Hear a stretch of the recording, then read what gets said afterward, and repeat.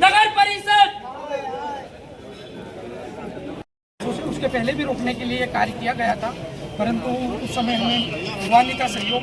परंतु आपसे हमारी सहयोग की अपेक्षा है सर कि जो कचरा जल रहा है और उसके कारण जो हमारा जल है सर, हम पानी पी रहे हैं अभी सरकारी कुएं का, वो 500 pH आ रहा है कंटिन्यू। मतलब मैंने जांचा है और जो नॉर्मल आना चाहिए 100 या 150 TDS होना चाहिए, परंतु वो हमारा 550 आ रहा है और बहुत हार्ड हो रहा है सर। तो आने वाले समय में और समस्याएं बढ़ने वाली है।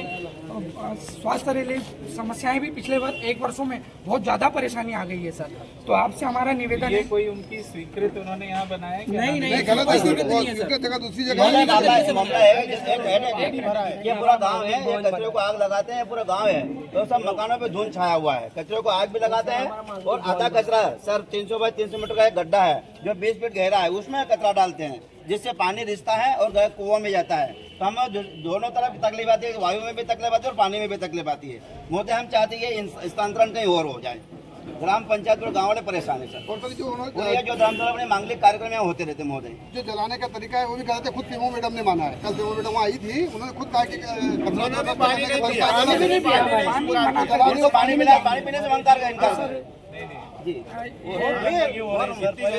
बीमार पड़ रहे बच्चे। सर पिछले 3 साल पहले भी दिया था आवेदन, तो 3 साल पहले भी बोला था कि धामनोद नगर पंचायत से गांव 20 किलोमीटर दूर है, जबकि धामनोद नगर वार्ड के पास में 40 हेक्टेयर जमीन वहाँ पर है, शासकीय जमीन, वहाँ नहीं डाल रहे, हमारे गांव में डालना जबरदस्ती जबरन। और सर ऐसा एक्ट का भी उल्लंघन किया जा रहा है महोदय।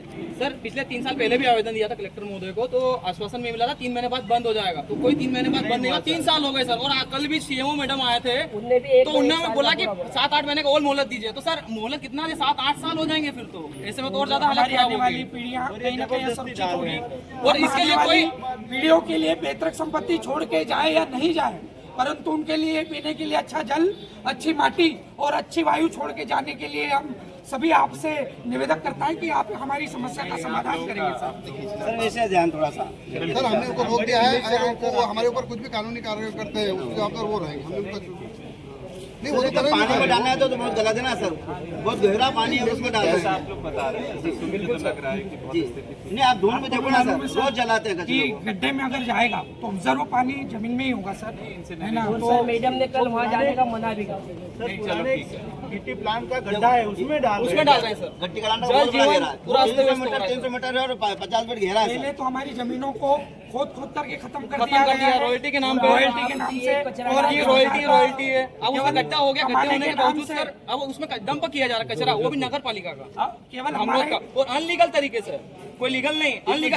और दूसरी चीज धामनोद में ऑलरेडी गवर्नमेंट जगह होते हुए एक गांव है सुव्यवस्थित छोटा गांव है, तो उसको क्यों गंदा किया जा रहा है? कचरो अगर आप चाहते हैं धामनोद में तो वहाँ पर कोई ये लगाते, रिसाइकल के लिए कुछ मशीनें लगाती है, वो करते हैं आप। जैसे इंदौर है, इंदौर में कितना हजारों टन पैदा होता है, उसके लिए उन्होंने रिसाइकल किया ना। ऐसा थोड़ी ना किसी सावेर या किसी और जगह जाके फेंक दिया कचरा, पर वैसा कुछ भी नहीं किया। स्वच्छता के लिए किसी के गांव को खराब नहीं करना, करे, क्योंकि केवल प्रशासन से यही हमारी अरदास है। और कोई सुविधा नहीं है, ये स्थान को छोड़ के कहीं भी डाल उसके लिए हम आंदोलन करेंगे। बिल्कुल सर। आपसे नमस्कार, मैं हूँ प्रवीण तोमर, आप देख रहे हैं नेशनल बुलेटिन। हमारे साथ धामनोद से कुछ लोग आए हुए और ये डोल गांव के हैं, जो धामनोद का सारा कचरा डोल गांव में जलता है। वहाँ के लोग आए, आज कलेक्टर को उन्होंने ज्ञापन दिया है। अब इनसे जानना चाहेंगे कि क्या समस्या है और आगे इनकी क्या इस मामले में रूपरेखा रहेगी। सबसे पहले आप सभी को नमस्कार, और मैं हमारी समस्या के लिए आया हूं। हम ग्राम डोल पंधानिया के सभी मतदातागण हैं और हमारी जो समस्या है नागरिकों की कि जो शहर धामनोद की नगर पालिका के माध्यम से जो कचरा असंवैधानिक रूप से हमारे गांव में फेंका जा रहा है, उसके कारण हमारे जल के स्रोत खराब हो रहे हैं, मिट्टी के स्रोत खराब हो रहे हैं और हमारी वायु प्रदूषित हो रही है, जिसके कारण हमारा भविष्य और हम स्वयं भी इसमें बहुत परेशानी झेल रहे हैं। और स्वस्थ रूप से भी पिछले 1 वर्ष से अस्पताल के बहुत दौरे पड़ गए हैं और खर्च भी बढ़ चुका है। तो उसी के विरोध में आए हैं कि जो नगर पालिका कचरा फेंक रही है उसको फेंकना बंद करे और उनके लिए जो भी प्रॉपर स्थान है वो स्वयं ढूंढे। हमारे जो ग्रामीण क्षेत्र हैं उसको बर्बाद न करें, क्योंकि लोग कहते हैं, पूर्वज कहते हैं कि सबसे ताजी हवा मिलेगी वो गांव में मिलेगी, सबसे ताजा जल मिलेगा वो गांव में मिलेगा, और सबसे ताजा अनाज मिलेगा वो गांव में मिलेगा। और उसी नियम का खंडन करने के लिए जो नगर परिषद धामनोद काम कर रहा है वो उल्लंघन कर रहा है, उसको समाप्त करना चाहिए। इसी के लिए हम कलेक्टर महोदय के पास आए हैं कि वो हमारा साथ दे और ये जो कचरा जल रहा है उसको पूर्णतः बंद करके हमें स्वस्थता दे, हमारे भविष्य को स्वस्थ बनाए, उज्जवल बनाए। हम हमारी आने वाली पीढ़ियों के लिए पैतृक संपत्ति धन नहीं छोड़ के जाएंगे, परंतु हम अच्छा जल, अच्छी माटी और अच्छी वायु छोड़ के जाएंगे, ताकि हमारी भविष्य की पीढ़ियां सुरक्षित रहे, लंबा जीवन जी सके और देश सेवा के लिए काम कर सके। इसी के साथ मैं धन्यवाद कहूँगा। आप बोलिए।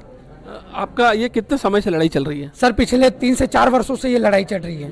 तो पिछले 4 वर्षों में कोई कार्रवाई नहीं कर पाया? कोई भी कार्रवाई पहले जन सुनवाई में हम दे भी चुके हैं, लेकिन उस पर कोई कार्रवाई नहीं हुई है। अनलीगल डाल रहे हैं, अभी भी अपहरण जबरदस्ती डाल रहे हैं।